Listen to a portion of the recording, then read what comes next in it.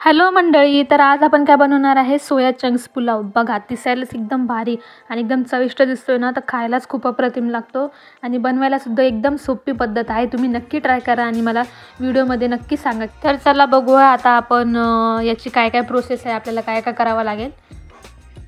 तर इथे मी काय घेतलं आहे, सर्वात प्रथम घेतलं आहे इथे एक पातेलं, ज्यामध्ये मी आता तांदूळ भिजवून घेणार आहे.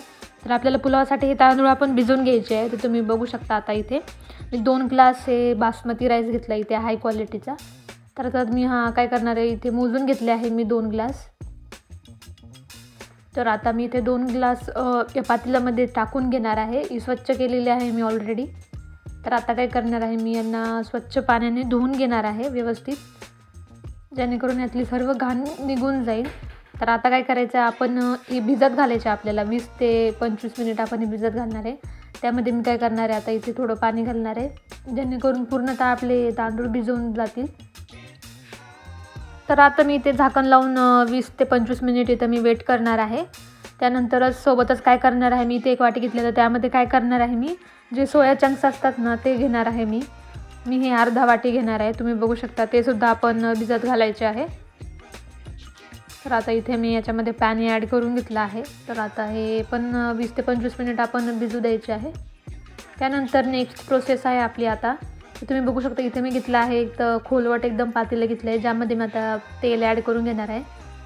तर तुम्ही बघू शकता 4 ते 5 चमचे मी इथे तेल ॲड केलेलं आहे. त्यानंतर आता 1 मोठा चमचा मी इथे टाकणार आहे शहाजिरे, जे आपले गरम मसाल्यामध्ये असतात शहाजिरे, मी ते इथे ॲड केले आहे. तुम्ही आपले साधे साबूत जिरे जे असतात ते सुद्धा ॲड करू शकता.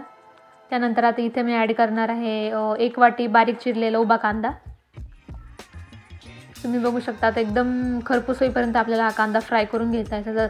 जशी बिर्याणीसाठी आपण प्रोसेस करतो सेम तसंच इथे करून घ्यायचा आहे आपण हा कांदा. तर तुम्ही बघू शकता आता मी व्यवस्थित मिक्स करून घेणार, एकदम सुटा म्हणजे आपोआप तो मोकळा होईल. तुम्ही बघू शकता आता इथे व्यवस्थित मी इथे मिक्स करून घेणार आहे. तर आता इथे आपला कांदा व्यवस्थित फ्राय होत आहे, त्याने कलरसुद्धा चेंज केला आहे. तुम्ही बघू शकता 2 ते 3 मिनिट आपल्याला हाय फ्लेमवर मस्त हा कांदा परतून घ्यायचा आहे. तुम्ही बघू शकता कांद्याने एकदम कलर चेंज केला आहे. आता इथे मी काय ॲड करणार आहे, 6 ते 7 हिरव्या मिरच्या घेतल्या होत्या, ज्यांना मी असं स्लाईसमध्ये कट करून घेतलेला आहे. हिरवी मिरची त्याचप्रमाणे टाका ज्याप्रमाणे आपल्याला तिखट लागणार आहे, तर त्याप्रमाणे मी इथे तिखट वापरलं आहे. तर तुम्ही बघू शकता आता मी इथे लाल तिखट यूज नाही करणार आहे, हिरव्या मिरच्याच टाकणार आहे मी. तर आता इथे व्यवस्थित आपला कांदा फ्राय झालेला आहे, मिरच्या देखील आपल्या इथे परतून तयार आहे. आता इथे मी थोडंसं व्यवस्थित परत एकदा मी मिक्स करून घेते आहे. तुम्ही बघू शकता एकदम मस्त आपला कांदा थोडा बाकीच आहे फ्राय करायचा. तर अजून आपण 1 ते 1.5 मिनिट आपण याला फ्राय करून घेणार आहे. तर आता इथे मी काय करणार आहे, हे अर्धा वाटी आलं लसूण होतं जे मी क्रश करून घेतलेलं आहे. तुम्ही याची पेस्टसुद्धा टाकू शकता. मी ते क्रश वापरलं आहे, त्याचा खूप मस्त फ्लेवर येतो पुलावमध्ये. तर आता हे सुद्धा व्यवस्थित मिक्स करून घ्यायचं आहे आपण. 1 ते 2 मिनिट व्यवस्थित आपल्याला हे फ्राय करून घ्यायचं आहे. तर तुम्ही बघू शकता आता आपलं मस्त आलं लसूणसुद्धा एकदम व्यवस्थित फ्राय होऊन झालं आहे. तर आता इथे काय करायचं, मी आता इथे घेतले आहे 1 वाटी दही. दही ऑप्शनल आहे, तुम्ही या जागी लिंबू जरी टाकलात तरी काही हरकत नाही. तर तुम्ही बघू शकता आता इथे दहीसुद्धा आपलं एकदम व्यवस्थित मिक्स करून घ्यायचं आहे. दही टाकता वेळेस थोडी गॅसची फ्लेम कमी करून घ्यायची आहे, कारण दही फाटण्याची शक्यता असू शकते. तर इथे आता दहीसुद्धा व्यवस्थित मिक्स झालं आहे. तुम्ही बघू शकता आता इथे मी काय करणार आहे, जे सोयाबीन भिजवलेले होते त्यातलं मी सर्व पाणी काढून घेतलं आहे आणि ते सुद्धा मी आता याच्यामध्ये ॲड केलं आहे. त्याचबरोबर इथे मी घेतला आहे अर्धा वाटी हिरवे मटर, जे की वाटाणे आपण त्याला ग्रीन पीज म्हणतो. तर आता हे व्यवस्थित आपण 1 ते 1.5 मिनिट आपण हे व्यवस्थित तेलामध्ये परतून घ्यायचे आहे. तुम्ही बघू शकता आता इथे 2 मिनिट झाले. आता इथे मी काय ॲड करणार आहे, गरम मसाला. हा ऑप्शनल आहे, तुम्ही नाही टाकला तरी काही हरकत नाही.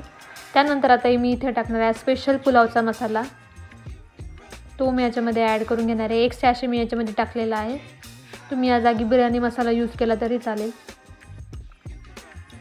आता हे व्यवस्थित मिक्स करून घ्यायचं आहे. तुम्ही बघू शकता गॅसची फ्लेम आपल्याला मीडियमच ठेवायची आहे, कारण मसाले जळण्याची शक्यता असू शकते.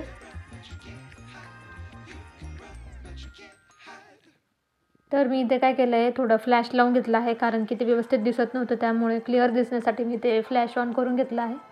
तर तुम्ही बघू शकता आता मी इथे 2 ग्लास तांदूळ घेतले होते, त्याप्रमाणे मी इथं 3 ग्लास पाणी घेतलेलं आहे, जे की मी गरम करून घेतलेलं आहे. इथे आपल्याला पुलावाला गरमच पाणी यूज करायचं आहे. तर आता हे व्यवस्थित मिक्स करून घ्यायचं आहे आपण. आणि मी इथे तांदूळ टाकून दिले होते, ते माझ्या लक्षात नाही राहिलं व्हिडिओ रेकॉर्ड करायचं, तर त्याबद्दल सॉरी. तर आता मी इथे मीठ टाकून घेतलं आहे. तांदूळसुद्धा मी इथे ॲड करून घेतलेला आहे. तांदळातलं आपण सर्व पाणी नितरून मग यामध्ये ॲड करायचे आहे.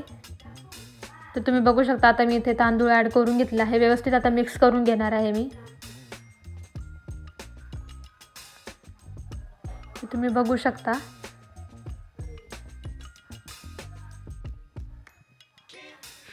गॅसची फ्लेम मी थोडी हाय केली आहे, जेणेकरून भात लवकर शिजेल आपला. तर आता इथे काय करणार आहे, मी थोडीशी हिरवी कोथिंबीर मी आपण इथे कापून ठेवली होती, ती आता इथे आपण ॲड करून घेणार आहे. तुम्ही बघू शकता. आता इथे झाकण ठेवून आपल्याला 15 ते 20 मिनिट भात शिजवून घ्यायचा आहे व्यवस्थित. तुम्ही बघू शकता 10 मिनिटानंतर मी ओपन केलं आहे, तर पूर्ण भात शिजलेला होता. 10 ते 15% बाकी होता, थोडंसं पाणी उरलेलं होतं भातामध्ये. तुम्ही बघू शकता एकदम मोकळा सरसरीत आपला भात तयार होणार आहे.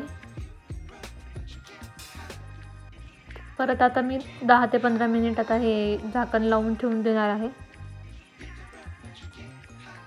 तुम्ही बघू शकता आता पूर्ण 15 मिनिटानंतर आपला भात बनून तयार आहे.